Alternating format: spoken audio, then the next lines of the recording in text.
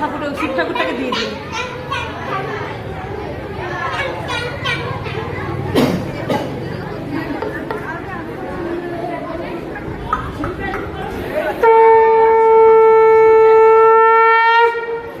ফুল ছুড়বেন না,